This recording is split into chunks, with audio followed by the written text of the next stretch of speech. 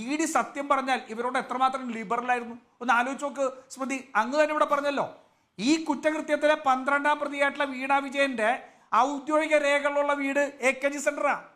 കമ്പനിയുടെ അക്കൗണ്ടിൽ കൊടുത്തിരിക്കുന്ന പേര് AKG സെന്ററാണ്. ED ഇന്നലെ AKG സെന്റർ റെയ്ഡ് ചെയ്യാൻ എന്താണ്?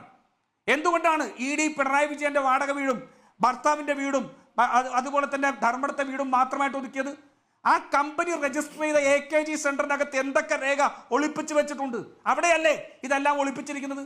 എന്തുകൊണ്ട് AKG സെന്റർ ഇന്നലെ ED റെയ്ഡ് ചെയ്തില്ല? നരേന്ദ്രമോദി പിണറായി വിജയന് കൊടുക്കുന്ന ആനുകൂല്യമാണ്. അതാണ് സംഭവം.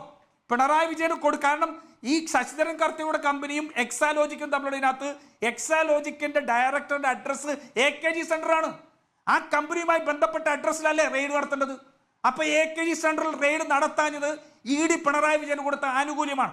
പിണറായി വിജയൻ ഈ ശശിധരൻ കർത്ത ഉൾപ്പെടെ രക്ഷിക്കാൻ വേണ്ടി നടത്തിയ ശ്രമമാണ്. അതിന്റെ കൂട്ടത്തിൽ ഈ പരാജയത്തിന്റെ പടുകുഴിയിൽ നിൽക്കുമ്പോൾ എല്ലാ ഏരിയ കമ്മിറ്റികളും ഈ ഏകാധിപത്യ സ്വഭാവത്തിനെതിരെ, ഇദ്ദേഹത്തിന്റെ ശൈലിക്കെതിരെ, ഇദ്ദേഹത്തിന്റെ ജനവിരുദ്ധ പ്രവർത്തനങ്ങൾക്കെതിരെ, ഇദ്ദേഹം ജനങ്ങളോട് കാണിച്ച അവമതിപ്പും അധിക്ഷേപത്തിനുമെതിരെ ഇന്ന് വലിയ രീതിയിലുള്ള പ്രതിഷേധം വിമർശനം ഉയർത്തുമ്പോൾ അതിൽ നിന്ന് രക്ഷപ്പെടാൻ വേണ്ടി CPM ഗൂഢാലോചന നടത്തിയതാണ് ഇന്നലെ കണ്ടത് മുഴുവൻ.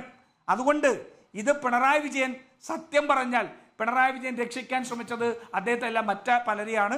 പിണറായി വിജയൻ ഈ പാർട്ടിയെ ചട്ടുകമാക്കുകയായിരുന്നു. തൻ്റെ ദുഷ്ചെയ്തികളിൽ നിന്ന്, തൻ്റെ മകളുടെ അഴിമതിയിൽ നിന്ന് മറച്ചു പിടിക്കുന്നതിന് വേണ്ടി കേരളത്തിലെ പാർട്ടിയെയും കേരളത്തിലെ സഖാക്കളെയും കവചമായി ഉപയോഗിച്ചുകൊണ്ട് രക്ഷപ്പെടാൻ ശ്രമിക്കുന്നതാണ് ഇപ്പൊ കണ്ടുകൊണ്ടിരിക്കുന്നത്.